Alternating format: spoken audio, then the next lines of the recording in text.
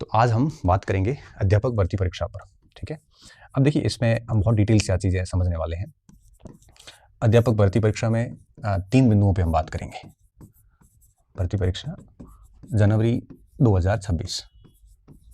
ठीक है, तकरीबन 10 महीने आपके पास में पड़े हैं। अगर अप्रैल से शुरू करें, अप्रैल, मई, जून, जुलाई, अगस्त, सितंबर, अक्टूबर, नवंबर, दिसंबर, जनवरी। ठीक है, 10 महीने का टाइम पड़ा है पूरा। और 10 महीने में अध्यापक भर्ती परीक्षा के संबंध में हम 3 बिंदुओं पे बात करेंगे। सबसे पहले कुछ सामान्य बातें देखेंगे कि सभी को ध्यान रखनी है, और उसके बाद में देखेंगे पाठ्यक्रम रणनीति क्या होनी चाहिए, आप किस तरह से सुबह से शाम तक किस तरह से अपनी दिनचर्या सेट करें, और तीसरा पाठ्य सामग्री को कैसे मैनेज करें। ठीक है, सिलेबस सहित इसको आज हम समझेंगे। इस पूरे सेशन में इन 3 बिंदुओं पे बात की जाने वाली है। ठीक है ना, तो रणनीति और सामान्य बातें तो हम इसमें ही कर लेंगे, फिर पाठ्य सामग्री आएगी तब हमारे पास में पीपीटी बनी हुई है, इसमें देखेंगे सिलेबस के अंदर किसके लिए क्या चीज़ें कैसे करनी है। ठीक है, सबसे पहले हम कुछ कॉमन चीज़ें डिस्कस कर लेते हैं, सामान्य बिंदुओं पे बात कर लेते हैं कि ध्यान क्या रखना है।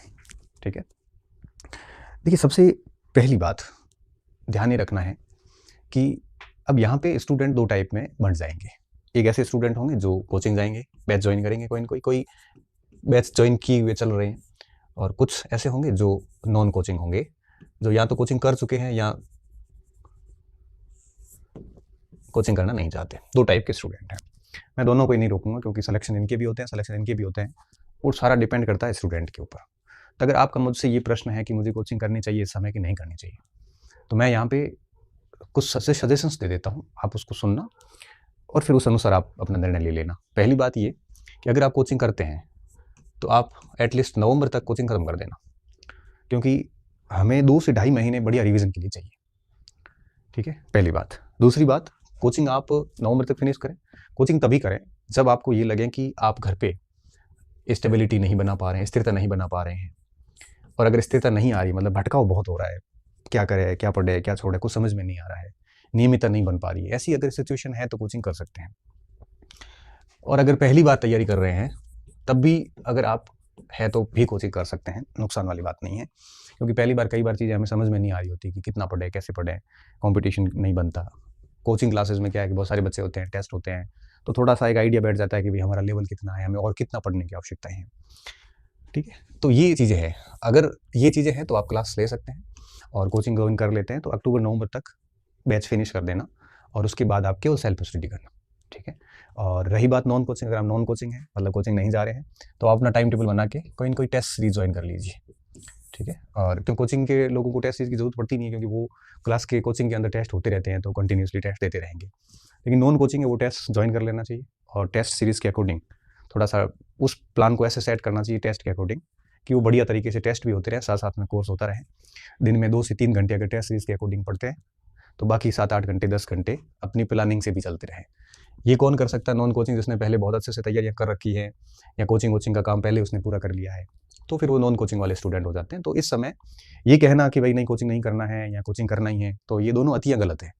मैं कहूँ कोचिंग नहीं करना है, ये बात भी गलत है, क्योंकि कई बच्चों को बहुत ज़रूरत होती है।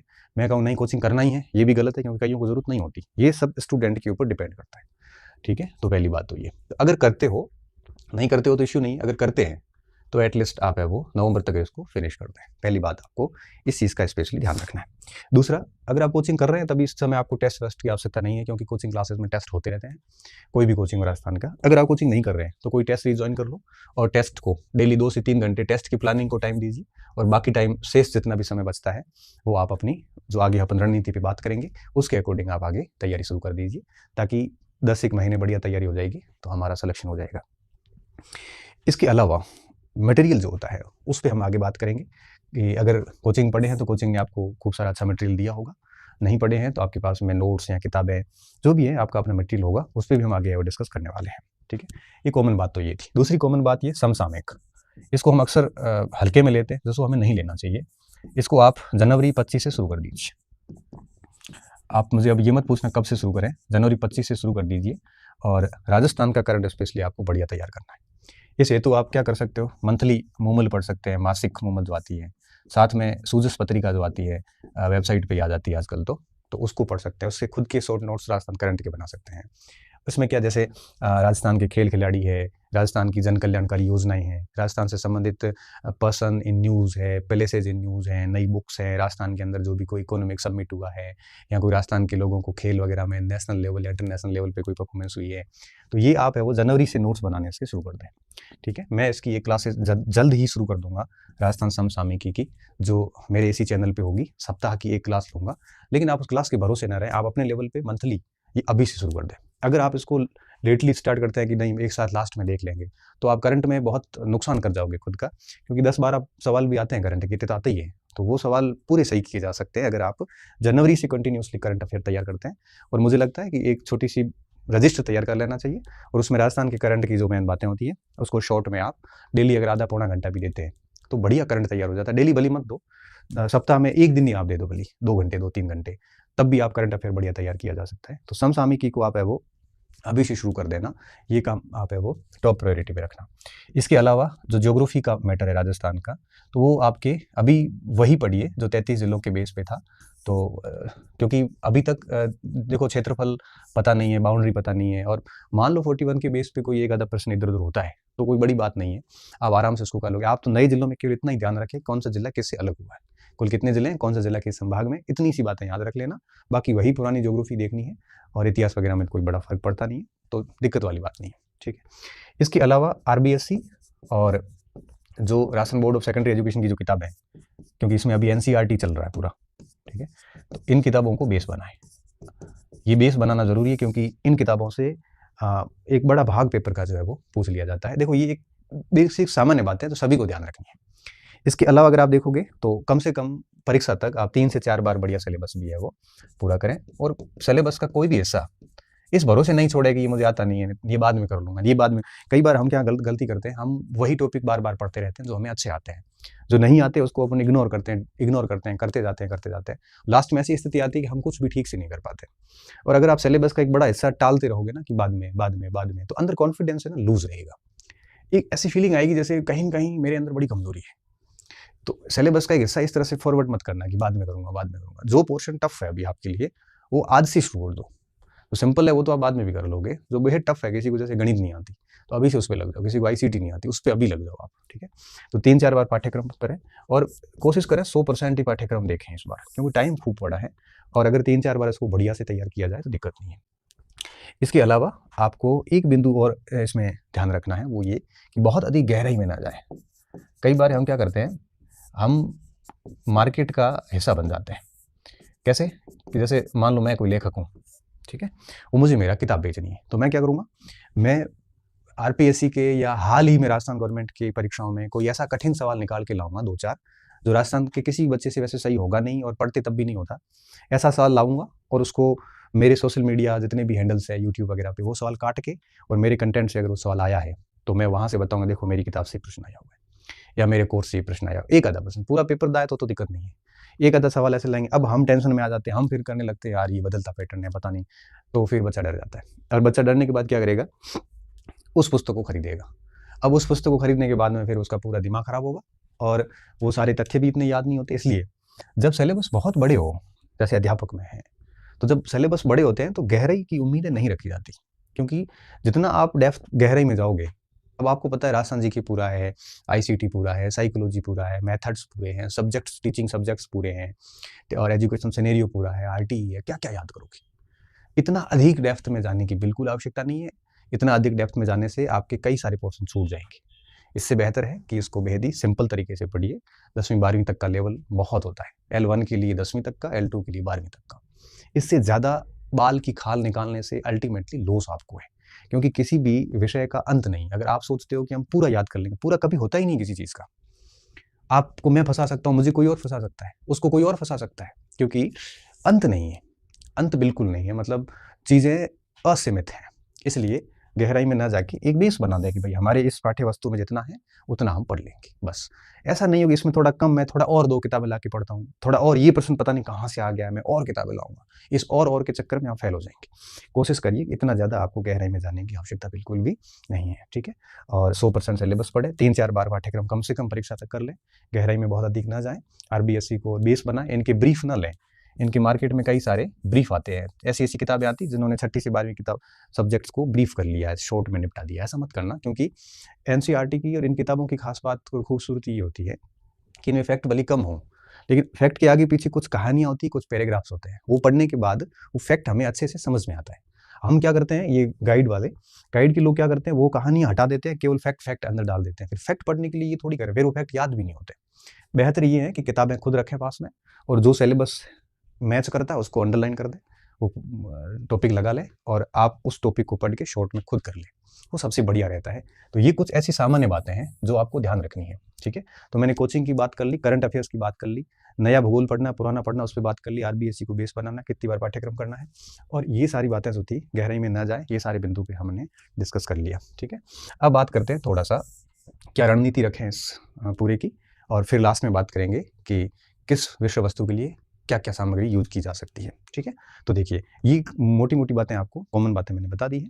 बाकी तो सारी चीज़ें मैं हम पहले ही बता चुके हैं कि भाई लाइब्रेरी वगैरह जाते हो तो वहाँ डिस्टर्ब हो रहा तो मत जाइए, रूम में पढ़ लीजिए, एकांत रहिए, सोशल मीडिया का यूज़ ना करें। वो कॉमन बातें हैं, वो तो आप सभी को हम 50 बार कह चुके हैं, फिर भी अगर हम नहीं समझते हैं तो फिर वो आपकी प्रॉब्लम है।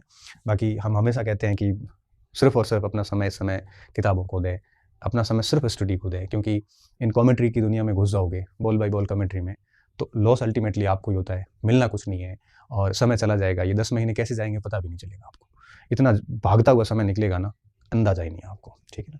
इसलिए टाइम का वो सदुपयोग करें, पूरा यूटिलाइज करें टाइम को। और बाकी बातें और कई समस्याएं आपको आएगी, हम समय समय पे वीडियोस बनाते रहेंगे, लेकिन ये कुछ ऐसी बातें हैं जो इन दिनों मेरे से बच्चों ने पूछी है, और परीक्षा की डेट तो आ ही गई है, तो अब ज़्यादा दिक्कत वाली बात नहीं है। अब बात करते हैं थोड़ा सा रणनीति को लेके कि किस तरह से आप अपने दिन को मैनेज कर सकते हो। मेरा क्या है कि थोड़ा सा रहता है कि मैं हमेशा एक स्ट्रेटजी पे चला हूँ। कभी भी परीक्षा की तैयारियाँ करी है तो एक प्रॉपर स्ट्रेटजी रखी है, बिना स्ट्रेटजी मेरे से पढ़ाई होती नहीं है। मैं भी वही बात करूँगा। तो देखिए, जैसे मैं क्या करता, जैसे प्रथम, अब देखो हम सुबह का शिफ्ट ले लें एक, ठीक है, जैसे सुबह सुबह पढ़ लिए बढ़िया, और दिन की पढ़ाई हो गई और रात्रिकालीन हो गई, ठीक है। अब देखो 3 समय होते हैं बच्चे के पास पढ़ने के लिए, ठीक है। मॉर्निंग का जो टाइम होता है वो थोड़ा ऐसा इंटरेस्टिंग टाइम होता है कि उसको आप किसी भी चीज़ को बढ़िया से याद कर सकते हैं। इस समय फ्रेश माइंड होता है। जैसे कोई बच्चा सुबह 4 बजे उठ गया, अब 4 बजे उठने के बाद अगर वो 5 बजे पढ़ने बैठता है और 11-12 बजे तक पढ़ लेता है, बीच में नाश्ता खाना होता रहेगा, छोटा मोटा काम तो चलता रहता है वैसे। अब वो 5 से 12 का मतलब होता है कम से कम 7 घंटे, 2 घंटे निकाल दो तो 5 घंटे पढ़ाई हो जाती है। जैसे सुबह सुबह किसी ने 4-5 घंटे पढ़ाई कर ली, ठीक है, और दिन में जैसे 12-1-2 बजे वो भोजन वोजन करके थोड़ा रेस्ट करता है, 2-3 बजे वापस उठता है, और 3 से लेके मान लो शाम को 6 बजे तक 2-3 घंटे फिर पढ़ लिया, फिर 1-2 घंटे फिर खाना वाना खाए, घूमे किए, 8-1 बजे तक ये सब काम किए, फिर मान लो 9-10 बजे फिर 1-2 घंटे फिर पढ़ लिया, और सुबह 4-5 बजे वापस उठ गया। तो इस तरह से अगर कोई देखते हैं तो 4-5 घंटे ये हो जाते हैं, 2-3 घंटे, 1-2 घंटे ये हो जाते हैं, तो 2 और 2 4 और 4 8, 10-12 घंटे पढ़ाई एक सामान्य बच्चा इस हिसाब से कर सकता है। अब उसको करना क्या चाहिए, जहाँ तक हालांकि हर व्यक्ति की अलग स्ट्रेंथ होती है, फिर भी मैं बताना चाहूँगा। देखो, एक पार्ट तो आप राजस्थान जीके को दे दीजिए, क्योंकि ये जो राजस्थान जीएस को टाइम देना क्यों ज़रूरी है, इसकी अहमियत मैं बताता हूँ। पहले लिख लेते हैं अपन। देखो, सबसे पहली बात, राजस्थान जीएस के अंदर क्या क्या दिया है। देखो, इतिहास आ जाता है, संस्कृति आ जाती है, और राजस्थान का भूगोल आ जाता है। इसके अलावा भी आपके राजस्थान की भाषा साहित्य आ जाती है, इसमें राजस्थान की समसामयिकी आ जाती है ना। ये सारा का सारा राजस्थान का है।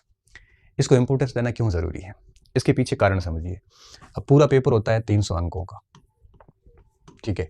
अब 300 अंकों में से अगर अपन L1 की बात करें तो L1 वाले के लिए राजस्थान जीके का जो रोल है वो लगभग 160 प्लस का है, लगभग 160 प्लस अंकों का है, 50% से अधिक ये है। और अगर L2 की बात करें तो L2 में थोड़ा सा कम है।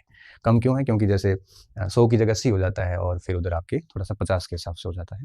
तो लगभग आपके यूँ कहिए कि इसमें भी 130 के आसपास का रोल L2 में भी आ जाता है, ठीक है। तो ये कोई कम रोल नहीं है, ये ज़बरदस्त रोल है राजस्थान जीके का। अब आप देखिए, अगर आपका सुबह सुबह के 4-5 घंटे का जो टाइम है, उसमें अगर ये सारा राजस्थान का, आप राजस्थान के अंदर राजनीति विज्ञान भी आ जाती है, सारा आता है राजस्थान अध्ययन का मतलब है सब उसमें। तो मॉर्निंग में अगर आप बहुत बढ़िया से राजस्थान जी के पढ़ते हैं तो इसका मतलब क्या हुआ, मतलब ये हुआ कि 12 बजे तक आपकी हर दिन 50% से अधिक तैयारी हो गई, क्योंकि 150 का तो रहता ही है राजस्थान जी के। अब आप सोचिए कि सुबह 12 बजे तक आपकी भर्ती परीक्षा जिसकी आप तैयारी कर रहे हैं उसकी आधी तैयारी आप कर चुके हैं। इससे बढ़िया क्या हो सकता है कि क्योंकि जनरली हम मित्रों से भी मिलते हैं ना, तो सारा काम 12 बजे के बाद ही होता है, 12 बजे से पहले जनरली पढ़ाई करते हैं। तो 50% तैयारी अगर आप सुबह सुबह ही कर लेते हैं, और ये ऐसा पोर्शन है जहाँ से आप बच्चे 80 से 90% सवाल भी राजस्थान जीके के सही कर लेते हैं। ठीक है, तो आगे इनकी किताबें क्या रखनी है वो अपन पाठ्य वस्तु में बात करेंगे। तो मॉर्निंग में आप पूरे राजस्थान जीके को भरपूर समय दे दीजिए, कोई दिक्कत वाली बात नहीं है। ठीक है, अब बात करते हैं दिन में क्या करना है। दिन में आप क्या कर सकते हैं, विद्यालय विषय रख सकते हैं। ठीक है, विद्यालय विषय को देख लो। अब देखो विद्यालय विषय के अंदर दो चीज़ें हैं। अगर आप L1 की बात करोगे तो आपको पता है कि 5 विद्यालय विषय है, गणित, विज्ञान, हिंदी, इंग्लिश और आपके पर्यावरण L1 में, और L2 के अंदर अलग से स्थिति रहेगी। 5 है और टोटल एक विद्यालय विषय 18 अंक का है। ठीक है, अब आप क्या कर सकते हो, आप जो 10 अंक का है विद्यालय विषय, क्योंकि विद्यालय विषय 10 + 8 का रहेगा। 10 + 8 का क्या, 10 का आपके रहेगा टीचिंग मेथड रहेगा 8 नंबर का, और 10 नंबर का उसमें आपका विद्यालय विषय का ज्ञान रहता है। तो जैसे 50 नंबर का ये रह गया, 50 अंक का विद्यालय विषय है। 40 अंक का जो है वो विद्यालय विषय की टीचिंग मेथड है, उसको अपन रात्रि में बढ़िया देख सकते हैं। अगर L2 की बात करें तो अगर आप मेथड को छोड़ें तो विद्यालय विषय है लगभग 120 अंकों का। ठीक है, अब आप दिन में जैसे 11-12 बजे तक ये पढ़ाई कर ली, फिर 3 से लेकर 6 तक 2.5 से 3 घंटे की बढ़िया दिन की एक शिफ्ट निकलती है, मिनिमम 3 घंटे की निकल सकती है, कई बच्चे 4 घंटे की भी कर सकते हैं। तो 3 से 4 घंटे की एक शिफ्ट विद्यालय विषय को दी जा सकती है। L2 वालों को तो देनी चाहिए, और जो L1 के लोग हैं वो 50 + 40 करके 90 नंबर का काम कर लेते हैं। अब अगर आप दिन में अच्छा शिफ्ट एक विद्यालय विषय को देते हैं तो अगर L2 के हैं तो 120 का हो जाता है, L1 के हैं तो 90 का ही हो जाता है। मतलब 2 शिफ्ट में आपने 160 + 90 250 का काम कर लिया 300 में से डेली। अब आप अगर रात को नहीं भी पढ़ते हैं ना, तब भी आप ये 2 काम कर चुके हैं। अब इसमें करना कैसे है, 5 है, एक कर लीजिए, रैंडम उठा सकते हो, 2 उठा सकते हो, डेली 2 कर सकते हो। जैसे विज्ञान कर लिया आपने, विज्ञान 5-7 दिन 10 दिन में पूरा कर लिया, फिर 2-4-5 दिन दूसरा सब्जेक्ट गणित कर लो, फिर 1-2-5 दिन हिंदी कर लो, फिर 2-5 दिन सामाजिक पर्यावरण, से रैंडम घुमाते रहो। ऐसा नहीं है विद्यालय विषय में एक लेके बैठ जाओ। सबसे बढ़िया तरीका ये होता है। अगर आप L2 के हैं और जैसे मान लो सामाजिक के हैं, तो आप पहले जैसे इतिहास पढ़ लिया थोड़े दिन तक, इतिहास को मोटा मोटा पूरा कर लिया, फिर भूगोल कर लिया, फिर इकोनॉमिक्स कर लिया, फिर पॉलिटिकल साइंस कर लिया, फिर वापस उसको ऐसे घुमाते रहो। तो दिन में आप विद्यालय विषय को टाइम दे दो। ठीक है, इन दोनों के बीच में आप 1-1.5 घंटे आराम से रेस्ट भी कर सकते हैं, कोई दिक्कत वाली बात नहीं है। अब रात्रि में 1-2 घंटे पढ़ने का समय शेष बच गया आपके पास में। इस समय आप क्या करो, मनोविज्ञान देख लो, मनोविज्ञान और ICT। ये क्यों रात्रि में, इसलिए कि ये एक ऐसा पोर्शन है जो बच्चों ने खूब पढ़ रखा है, क्योंकि रीट पात्रता में भी पढ़ा है, इतना ज़्यादा है नहीं, यहाँ आप सो भी जाते हैं तब भी दिक्कत नहीं। आप इसमें यूं भी कर सकते हैं कि मनोविज्ञान और ICT रात को पढ़ लिए और इसके साथ में मेथड्स देख लिए सारे। ये जो 40 अंक के मेथड है ना, वो यहाँ मान लो कर लिए, इस जगह पे कर लिए। अब यहाँ पे 120 अंक की सामाजिक आती है ना, तो 20 के मेथड आते हैं, तो 140 नंबर का सब्जेक्ट L2 में हो जाता है। तो 20 के मेथड जैसे इधर ले लिए, विधियाँ, शिक्षण विधियाँ। अब अगर शिक्षण विधियाँ अगर आप रात्रि में ले लेते हैं तो फिर क्या थोड़ा ज़्यादा हो जाता है, लेकिन किया जा सकता है। तो अब क्या होगा, 20 का मनोविज्ञान, 10 का ICT, 30 और L2 है तो 20 नंबर के मेथड हो जाते हैं, 50 के मेथड हो जाते हैं। इधर आप देखोगे तो आपके 40 अंक के मेथड है, 5 × 8 मतलब 40 अंक के मेथड इधर हो जाते हैं। तो आप इस तरह से इसको सेट कर लो। इससे क्या होगा कि 300 अंकों की तैयारी एक साथ चलेगी, और जब 300 अंकों की तैयारी एक साथ चलती है तो बिल्कुल कॉन्फिडेंस लूज नहीं होता, और आपको बिल्कुल समय नहीं मिलता, सुबह से शाम तक सोचने का भी समय नहीं मिलता कि आपको होता है ना, कई बार आप कहते हैं ना कई बार कि सर हमारे एक्स्ट्रा थॉट आते हैं, बहुत ज़्यादा सोचते हैं। वो कब होता है, थॉट्स अधिक तब आते हैं जब हम पढ़ नहीं रहे होते हैं, हम सिर्फ पढ़ाई करने का सोच रहे होते हैं ना, तब हमारे दिमाग में बहुत सारे थॉट आते हैं। अगर आप सुबह से शाम तक इस कदर खुद को बिजी रखेंगे तो मैं दावे के साथ कह सकता हूँ कि आपके दिमाग में दूसरी कोई बात ही नहीं आएगी। आप एक चैलेंज पूरा करके दूसरे के ऊपर लग जाओगे, दूसरा करके तीसरे पे लगोगे, तीसरा करते करते नींद आ जाएगी। ये सिस्टम है वो चलाया जा सकता है। अच्छा, ये कौन कर सकता है, ये अगर आप कोचिंग जा रहे हैं तो नहीं हो पाएगा। ये उन बच्चों के लिए जो नॉन कोचिंग स्टूडेंट है, कोचिंग में जैसे चले जाते हैं 5-6 घंटे, तो फिर आप इनमें से एक कर सकते हो। जैसे मॉर्निंग में कर लिया, इवनिंग का काम आपने कोचिंग चले गए। ठीक है, अगर आप मॉर्निंग में कोचिंग जाते हैं तो इवनिंग में ये कर सकते हो, ये फिर खुद से क्लास के अंदर ही करना पड़ेगा। तो ये जो स्ट्रेटजी है ये उसके लिए जो 24 घंटे घर पे बैठ के फ्री पढ़ रहा उन बच्चों के लिए है। कोचिंग वाले अपनी स्ट्रेटजी अपने अनुसार बना दें। ठीक है, तो अब देखिए, तो अब आप में रणनीति में कोई दिक्कत, देखो मैंने कुछ बेसिक्स बातें पहले बता दी, कंटेंट वगैरह चेंज नहीं करना है, सामान्य सामग्री रखनी है, उसके बारे में अपन आगे और बात करेंगे। सामान्य बातें मैंने बता दी, और आपकी रणनीति क्या रहनी चाहिए वो भी मैंने ऑलमोस्ट बता दिया आपको, कि मॉर्निंग का जो टाइम है पूरा राजस्थान जीके को दे दे, क्योंकि 50% अकेला ये है, और दिन का समय विद्यालय विषय को दे दे आप, ठीक है। ये मार्किंग थोड़ी इधर उधर हो सकती है, क्योंकि मुझे याद रखने की ज़्यादा जरूरत है नहीं, वो तो आपको पता ही है वैसे। और रात्रि का समय मनोविज्ञान और आईसीटी जैसे सब्जेक्ट्स और विधियों को दिया जा सकता है, और दिन में विद्यालय विषय, और शाम को ये। अगर आपको लगता है कि आपका राजस्थान जीके बहुत साउंड है, तो ऐसी स्थिति में आप इसको दिन में करके इसको भी मॉर्निंग में कर सकते हो। अब मॉर्निंग में आप वही विषय करें जो आपका थोड़ा कमजोर है, जिसका रोल बहुत अधिक है। अब ये आपके ऊपर है कि आप मॉर्निंग में कौन सा करते हैं और दिन में कौन सा करते हैं। रात को तो यही ठीक है, क्योंकि बहुत अधिक रोल नहीं है, और अगर मान लो नहीं भी पढ़ पाए 1-2 दिन तो भी कोई फर्क नहीं पड़ता, लेकिन इधर अगर आप नहीं पढ़ते हो तो बहुत फर्क पड़ेगा, ठीक है। तो मॉर्निंग से लेके रात्रि तक इस तरह का शेड्यूल सेट कर दें। और इसमें भी क्या करना, रैंडम करना, जैसे मान लो इतिहास पढ़ लिया, डेली आप 5-6 घंटे 4-5 घंटे पढ़ते हैं, तो मुझे लगता है इतिहास भी 15 दिन में निपट जाता है। ऐसे एक एक सबको निपटाते जाओ, फिर वापस रैंडम घुमाते जाओ। और मैंने कहा ना, मैक्सिमम आप वैसे भी सिलेबस 3-4 बार ही कर पाओगे, तो 3-4 बार सिलेबस करने के लिए ये रणनीति अपनाते हैं, तो 3-4 बार सिलेबस हंसते हंसते हो जाएगा। और साथ में अभ्यास भी करते रहें, क्योंकि जैसे कई बार 10 सीख बजते बजते आप थक गए, मूड नहीं है, तो 1-2 घंटे आप दिशा की बुकलेट वगैरह कोई ली और उसके प्रश्नों का अभ्यास करना शुरू कर दिया, ठीक है ना। तो ऐसे बीच में आप जब भी थकते हैं तो आप पुराने पेपर्स की प्रैक्टिस कर सकते हो, यहाँ पे भी पॉसिबल है, यहाँ पे भी पॉसिबल है, ठीक है। तो ये 2 बातें हमने कर ली, सामान्य बात हो गई, रणनीति हो गई। अब हम बात करेंगे कि क्या पाठ्य सामग्री यूज की जा सकती है। तो मैं एक बार फिर बता देता हूँ आपको कि पाठ्य वस्तु जो है वो आप बहुत अधिक, आपको गहराई में जाने की आवश्यकता नहीं है। मैं थोड़ा सा एक बार पाठ्य सामग्री पे भी मैं बात अलग से कर लेता हूँ सामान्य तौर पे, और उसके बाद आप है वो देख लेना अपने हिसाब से। मैं मेरी तरफ से एक एक चीज़ बता दूंगा आपको, फिर आपको जो बेस्ट लगे वो आप फॉलो कर लेना। पाठ्य सामग्री, पहली चीज़ गहराई में न जाए, मैं फिर कह रहा हूँ, ठीक है। दूसरी बात, सीमित सामग्री रखें, सामग्री सीमित रखना। बहुत अधिक सामग्री आपको नुकसान दे सकती है, और अभ्यास और रिवीजन बार बार करते जाएं, ये कुछ कॉमन चीज़ें हैं। और अपनी सामग्री पर भरोसा रखें। देखो, भरोसा नहीं रखते हैं तो डॉक्टर की दवाइयाँ भी काम नहीं करती है, भरोसा नहीं रखते हैं तो किसी भी धार्मिक स्थल पर जाके भी आपको कोई फायदा नहीं है, क्योंकि भरोसा रखना पड़ता है। आप कैसे भरोसा नहीं रखोगे तो आपको अपने माता पिता भी आपके नहीं लगेंगे, क्या सबूत है आपके पास। भरोसा नहीं रखोगे तो कुछ भी नहीं है। बिना भरोसे के ना तो शिक्षक काम का है, बिना भरोसे के ना आपकी किताबें काम की है, बिना भरोसे के कुछ भी काम का नहीं, बिना भरोसे के खुद व्यक्ति भी खुद के काम का नहीं आता। इसलिए भरोसा रखना बहुत ज़्यादा ज़रूरी है। आपके पास में जो भी सामग्री है, भरोसा करिए, बार बार आप नई सामग्री बदलना मत। हर दिन नई सामग्री ला के काम करोगे तो मारे जाओगे, ठीक है। आरबीएससी को, राजस्थान बोर्ड के अंदर जो किताबें चल रही है अभी, किसकी चल रही है? एनसीईआरटी। अब ये प्रश्न मेरे से कई बच्चे पूछते हैं, मेरा माथा खराब हो जाता है कि सर एनसीईआरटी पढ़ेगा आरबीएससी पढ़े। लो अभी आरबीएससी में भी एनसीईआरटी चल रहा है ऑलमोस्ट, तो एक ही बात है, पढ़ो तो सही आप कुछ, ठीक है।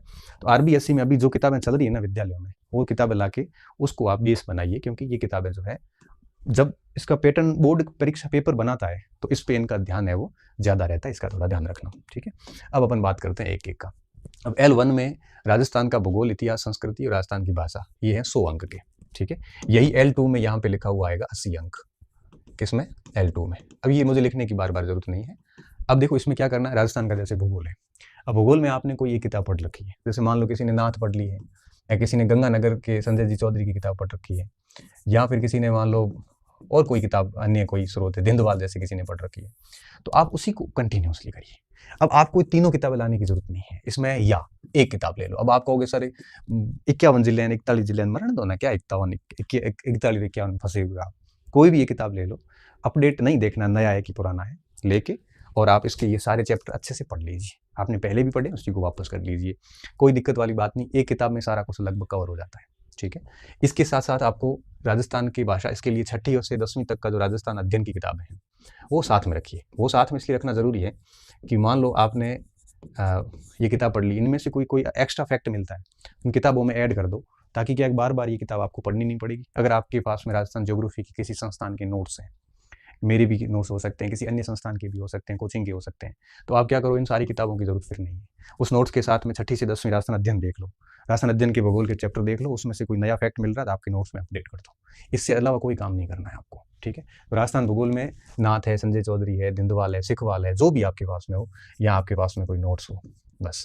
अब आपको बहुत ज़्यादा, अब इन सभी में से रखनी एक ही चीज़ है आपके पास में, और साथ में ये 6ठी से 10वीं राजस्थान अध्ययन देख लेना। उनमें जो कोई नया फैक्ट हो तो अपने नोट्स में अपडेट कर दो। बस राजस्थान के भूगोल में यही करना है, ये नहीं देखना है कि नया है कि पुराना है, कोई फर्क नहीं पड़ता एक आधे सवाल का। सिर्फ जिलों की रिपोर्ट तैयार कर दो कि कौन से जिले नए बने हैं और कौन से जिले से कौन सा जिला अलग हुआ है, इतना ध्यान रखना है। इससे ज़्यादा इसमें आप क्या ही ध्यान रखोगे एक्स्ट्रा, ठीक है। ये भूगोल की बात होगी। अब बात आती है इतिहास की। इतिहास में नया पुराना कुछ है नहीं। इतिहास में भी वापस वही 6ठी से 10वीं तक की जो राजस्थान अध्ययन है, ये तो आपको लेना ही लेना है। इसके अलावा अगर आपके पास में कोई नोट्स है, मेरे भी हो सकते हैं, किसी के पास में और कई संस्थानों के हो सकते हैं, या फिर आपने नोट्स नहीं पढ़े बल्कि आपने कोई गाइड पढ़ी है, वो गाइड मैंने आपको बताई नाथ की हो सकती है, वो गाइड आपके इसकी दिंदवाल की भी आती है, सिखवाल की भी आती है, बहुत सारी गाइड्स वगैरह मार्केट में आती है। बस जो भी पढ़ो, या ये पढ़ लो या गाइड है तो एक आधी गाइड देख लो, फर्क कुछ भी नहीं पड़ता, लास्ट में जाके सवाल उतने ही आते। और या फिर आपके पास में कोई संदर्भ ग्रंथ है, जैसे मान लो नारायण संजैन हुकुम संजैन नारायण वाली का हो, या फिर कोई आरपी व्यास की किताबें वगैरह है, तो उनमें थोड़ी दिक्कत आती है कि फिर शॉर्ट में नोट्स नहीं किए तो लास्ट टाइम में रिवीजन में करने में समस्या होती है। बस बात ये ध्यान रखना कि अगर नोट्स है तो आप 6ठी से 10वीं की किताब के साथ में 1-2 दिन बैठ के पूरा मिला लो, कोई नया फैक्ट होता है तो नोट्स में ऐड कर दो। गाइड पढ़ रहे हैं तब भी 6ठी से 10वीं तक की किताब से मिला लो। और संदर्भ ग्रंथ पढ़ने वाले बच्चों की संख्या भी कम है, और मुझे लगता है कि परीक्षाएं सर पे आती है तो संदर्भ ग्रंथ पढ़ने भी नहीं चाहिए। अब ये नोट्स आपके या तो कोचिंग संस्थान के हो सकते हैं, खुद की बनाई हुई भी हो सकते हैं, बस इसको अपडेट कर लेना 6ठी से 10वीं तक। और आप अगर अपडेट कर चुके हैं तो और भी बढ़िया बात है, दिक्कत वाली बात नहीं है, ज़्यादा गहराई में जाने की जरूरत नहीं, सारे चैप्टर वहाँ से मिल जाते हैं, ठीक है। उसके बाद में आती राजस्थानी भाषा। ये भाषा एक राजस्थानी साहित्य की किताब आती है, उसमें मिल जाती है, और भी कई सारे राजस्थान जीके की जितनी भी किताब है संस्कृति वाली, उसमें भी मिल जाती है, वहाँ इसको अपडेट कर दो। अब ये 100 नंबर का था पूरा, ठीक है। अब 100 के लिए आपने 1, 2 और ये 3, 2 बुकलेट में काम हो गया आपका, तो 2 बुकलेट में काम हो जाएगा। तो इस तरह से किया जा सकता है, ठीक है। और इस राजस्थान इतिहास संस्कृति की मेरी भी हैंड रिटन नोट्स आएंगे, मगर उसको थोड़ा टाइम लगेगा, उसका आप इंतजार ना करें। आप अपना स्रोत अभी चुन के तैयारी शुरू कर दें, वो तो बाद में देख लेंगे अपन जैसा भी होगा। इसके बाद में देखिए, इसके बाद में आता है राजस्थान का सामान्य ज्ञान, शैक्षिक परिदृश्य, और ये आरटी। अब ये L1 में है 80 नंबर का, और L2 में आता है ये मेरे हिसाब से 50 अंक का, ठीक है। ये L2 की बात है। अब देखिए क्या होगा इसमें। अब राजस्थान का जैसे सामान्य ज्ञान है, अब इसकी कोई अलग से तो किताब आती नहीं है। अब ये तो करंट में चला जाएगा, ये करंट में चला जाता है, और ये संस्कृति में आ जाता है, ये इतिहास में आ जाता है, ये भूगोल में चला जाता है, ठीक है। प्रतीक चिन्ह अलग से भी मिल जाते हैं सारे, और इसकी और ये समसामयिक की पूरी राजस्थान जीके में साथ में आ जाती है, और ये पॉलिटी में आ जाता है, राजस्थान की पॉलिटी राजस्थान जीएस में चला जाता है, ये पूरा का पूरा करंट में आ जाता है। तो मैंने कहा करंट बहुत अच्छा शुरू कर दीजिए, और इसका मैंने आपको तरीका भी बता दिया कैसे करना है, ठीक है। अब इस हेतु आपको करना क्या है, इसकी भी कोई न कोई आपकी किताब, जैसे एक अभी मैं कल एक बच्चा किताब लाया था शाब्दी प्रकाशन की, अब मैं उसको देख रहा था तो मुझे बड़ा ठीक लगा, उसमें ये आरटी वगैरह बड़े शानदार तरीके से ये जो पोर्शन था ना, ये शैक्षिक परिदृश्य निःशुल्क एवं अनिवार्य बाल शिक्षा का अधिकार अधिनियम।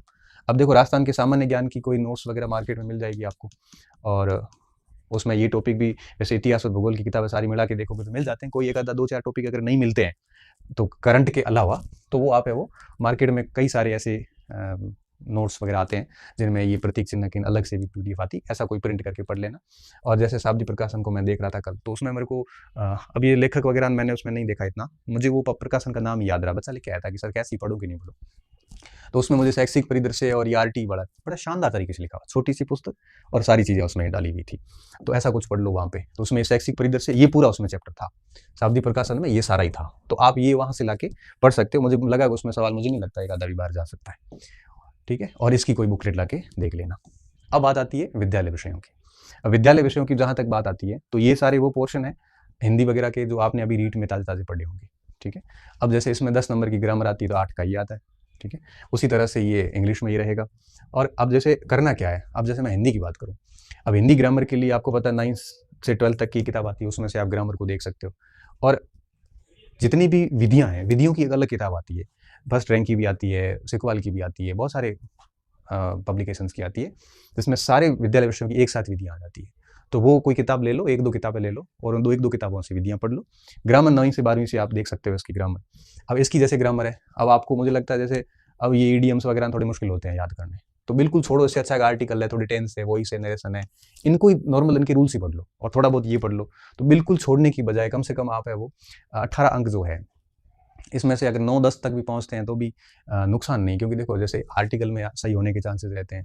नॉर्मल आप टेंस वॉइस वगैरह देखोगे, जैसे आपने युवा की ग्रामर पढ़ ली या लूसेंट की ग्रामर पढ़ ली, ठीक है, तो इसमें से ये 4 टॉपिक है, इन 4 टॉपिक युवा में लूसेंट में से पढ़ के उनके रूल्स वगैरह कुछ रटा के और पीछे अगर प्रैक्टिस पूरी करोगे तो मुझे लगता है कि इनमें से अगर 2 सवाल भी आते हैं तो 2-3 सवाल डेफिनेटली सही हो जाते हैं, क्योंकि कई बार इंग्लिश में भी प्रश्न इतना सिंपल आता है कि हम आराम से उससे उत्तर निकाल सकते हैं। और सिंपल आने के बाद अगर आपने पूरी इंग्लिश छोड़ दी तो फिर वहाँ दुःख होगा कि यार थोड़ा पढ़ लेता ना तो सवाल निकल सकता था। ऐसे कर लो। और यहाँ पे किसी के नोट्स मैंने कह दिया कि इंग्लिश के तो विधियों की एक ही किताब को ला के सारी विधियाँ एक साथ ही पढ़ लो आप, ठीक है। ऐसे विज्ञान तो ठीक है 8वीं 10वीं तक की किताबों में मिल जाता है, बाकी मार्केट में इसकी किताबें भी खूब आती हैं, इस पर मैं ज़्यादा बात नहीं करूँ। और जहाँ तक बात आती है सामाजिक की, तो सामाजिक की ये जो पार्ट है ये 6ठी 7वीं 8वीं से देख लो आप। अब देखो 6ठी क्लास की मैं बात करूँ तो 7वीं क्लास में मुगल साम्राज्य 7वीं क्लास के चौथे पार्ट में मिल जाता है। राजस्थान की अर्थव्यवस्था राजस्थान अध्ययन से मिल जाती है। ये दोनों के तीनों टॉपिक भूगोल में 6ठी क्लास में 7वीं क्लास में मिल जाते हैं, ये भी मिल जाता है। एक भी पार्ट ऐसा नहीं जो 6ठी 7वीं 8वीं में नहीं है। और राजस्थान का जो ये एक परिचय है ये राजस्थान जीएस में हो जाएगा आपका, जो सुबह सुबह मैंने कहा ना मॉर्निंग में पढ़ लीजिए वो। और रही बात ये विधियों की, तो विधियों की एक ही किताब में सारी विधियाँ वैसे ही आ जाएगी आपकी। अब इसके लिए अगर आप मैं बताऊँ कि दुनिया भर की किताबें ला के पढ़ोगे, अब जैसे मुगल साम्राज्य है, मुगल साम्राज्य को 80 क्लास में करवाया मैंने फर्स्ट ईयर के अंदर, कोई मतलब नहीं है। आप 7वीं कक्षा के इतिहास के चौथे पार्ट पे जाइए और 5वें पार्ट पे जाइए, दोनों पार्ट पढ़ लीजिए, मुगल हो जाएगा आपका। वो सवाल उसमें से आ जाता है। पृथ्वी के स्तर रूप है, अगर इसको भूगोल की भाषा में पढ़ोगे तो बहुत टाइम लग जाएगा। जैसे भारत का संविधान है, अब देखो ये कितना बड़ा है पार्ट, लेकिन 8वीं 7वीं 8वीं तक की किताबों में देख लो, ज़्यादा माथापच्ची करने की जरूरत नहीं है। तो इस पूरे को 6ठी 7वीं 8वीं की जो राजस्थान अध्ययन है 10वीं तक की, वो ये राजस्थान अध्ययन 5 साल की, ये 500 कक्षाओं की देख लो। और ये टॉपिक 6ठी 7वीं 8वीं की सामाजिक में जहाँ मिलते हैं वो अंडरलाइन कर लो, उसकी प्रिंट निकाल लो और उसको है वो शॉर्ट में नोट्स बना दो। तो यहाँ से भी सवाल गलत नहीं होना चाहिए हमारा, ठीक है। और फिर मनोविज्ञान, इसमें मुझे ज़्यादा बताने की आवश्यकता नहीं है। कईयों ने वंदना जादौन से पढ़ा है, कईयों ने धीर जी से पढ़ा हुआ है, किताबें हैं इनकी, किसी के पास में सिखवाल है, किसी के पास में और भी कोई किताब होगी तो उनसे ही पढ़ लो आप, कोई दिक्कत नहीं है। और सूचना तकनीकी भी बहुत सारी मार्केटिंग पुस्तक आती है। सक्सेस पॉइंट की खुद की पुस्तक आ जाती है, मार्च आज आने वाली थी, मार्च के आसपास आ जाएगी, 20-22 मार्च के आसपास, वो भी पढ़ लेना आप, तो मुझे लगता है उसमें से भी बाहर नहीं जाएगा आपके, ठीक है। तो ये आपके कुछ, ये L2 का था। अब L2 जैसे सामाजिक है, तो सामाजिक के अंदर आप देखोगे तो इसमें मैं आपको बात बताता हूँ, ये जैसे ये टॉपिक है, ये 12वीं कक्षा के पहले भाग में मिल जाता है, ये 12वीं कक्षा के दूसरे भाग में मिलता है, और ये 12वीं कक्षा के तीसरे भाग में मिल जाता है। तो ये 12वीं का इतिहास है पूरा का पूरा, ठीक है। और ये जो टॉपिक है चारों, ये और 5वां ये टॉपिक, ये विश्व भौतिक भूगोल के मूल सिद्धांतों में मिल जाते हैं। और विश्व के कृषि प्रदेश वगैरह जो है, ये 11वीं या 12वीं क्लास के अंदर एक भूगोल का और भाग है समसामयिक भूगोल का, उसमें ये टॉपिक मिल जाता है, अर्थव्यवस्था और हम, उसमें ये टॉपिक मिल जाता है। तो ये भी 11वीं 12वीं के पूरे NCERT से उठाया हुआ है। ये पूरा का पूरा 9th और 10th में मिल जाता है, पूरा का पूरा, ये और ये दोनों, ठीक है। और थोड़ा बहुत कोई बुकलेट आती है वो सामाजिक वगैरह की, तो उससे देख लेना। और ये आपको पता है कि भारतीय संविधान की मूल विशेषताएं वगैरह जो 11th क्लास की किताब है उसमें ये पूरा का पूरा आपको मिल जाता है, ठीक है। तो ये जितना भी पोर्शन है, और इसके साथ में मुझे लगता है कि 11वीं 12वीं पे सामाजिक में हम पूर्ण रूप से निर्भर नहीं रह सकते। ये L2 का है 120 का, पूर्ण रूप से निर्भर इसलिए नहीं रह सकते, कई बार सामाजिक का पेपर थोड़ा सा टफ आता है। तो 11वीं 12वीं की किताबों को तो बेस बनाना ही बनाना है, साथ में थोड़ा सा आप एक मार्केट से सामाजिक की कोई गाइड या कोई नोट्स या कोई बुकलेट कोई सामाजिक की स्पेसिफिक आए तो वो ला के थोड़ी पढ़ लेना। इससे क्या होगा कि थोड़ा सा इसमें एडवांस जाना जरूरी है, क्योंकि NCERT कई बार इतनी अपडेट नहीं होती है। बुकलेट के साथ साथ में NCERT को भी पढ़ लेना, तो दिक्कत वाली बात नहीं है, बड़े आराम से चीज़ें हो जाती है। क्योंकि जैसे इकोनॉमिक्स का जो मैटर है इसमें यहाँ बहुत कम लिखा हुआ है 9th और 10th में, तो थोड़ी सी एडवांस कोई गाइड वगैरह ला के पढ़ोगे तो थोड़ा सा अच्छे फैक्ट और कुछ मिल जाएंगे, ठीक है। ये ऐसे किया जा सकता है। तो इस प्रकार आपके पास में ऑलरेडी मटेरियल सारा ही है, फिर भी एक सामान्य चीज़ें बताने की मेरी जिम्मेदारी थी, वो मैंने आपको बता दी। मैं अंत में यही कहूँगा कि मटेरियल से भी ज़्यादा महत्वपूर्ण बात यह है कि पढ़ने वाले के ऊपर सारी कुछ कहानी निर्भर करती है, कि वो कितनी बार पढ़ता है, वो कैसे पढ़ता है, वो चीज़ों को कितना बढ़िया तरीके से पढ़ता है, उसको चीज़ों पे अपनी चीज़ों पे भरोसा है कि नहीं है, ठीक है ना। इसलिए बहुत ज़्यादा कंटेंट लाने की बजाय लिमिटेड सामग्री लाइए और उसको बढ़िया तरीके से बार बार रिवीजन करिए। और बाकी बातें मैंने ऑलमोस्ट बता दी हैं। उम्मीद कर रहा हूँ आज से आप तैयारी शुरू कर देना, अपना समय ख़राब मत करना, बीच में कई सारे फंक्शंस वगैरह चीज़ें होती है, समय मत ख़राब करना, क्योंकि एक दिन भी ख़राब होता है तो आपकी रणनीति जो है ये, आप सोचिए कि एक दिन में आप कितने पीछे रहते हो, तो ऐसा कोई काम मत करना। और समय समय पर जब भी कोई दिक्कत आएगी तो हम और बात करते रहेंगे। अभी आप इस पे चलिए, कोई सीरियस इश्यूज़ आएंगे तब आगे और क्लास ले लेंगे एक। और अभी आपको इस भरोसे छोड़ के जा रहा हूँ कि 3-1 महीने वापस मैं रीट को लेके, अध्यापक मुख्य परीक्षा को लेके बात नहीं करूँगा। और इन 3 महीनों में मैं उम्मीद करता हूँ कि एक बार आप ये कोर्स पूरा कर लोगे, 3 महीनों में एक बार तो कर ही लोगे, इतनी उम्मीद के साथ और टारगेट देके आपको जा रहा हूँ कि 3 महीने आप मेरे इस बताए हुए रूटीन पे चलोगे। और 3 महीने बाद जब मिलूँगा तब आप मुझे कहना, सर आपने जो टाइम टेबल बताया था हम 3 महीने से उसी टाइम टेबल के अनुरूप चल रहे हैं, उसके बाद हम आगे और बढ़िया तरीके से बात करेंगे, ठीक है।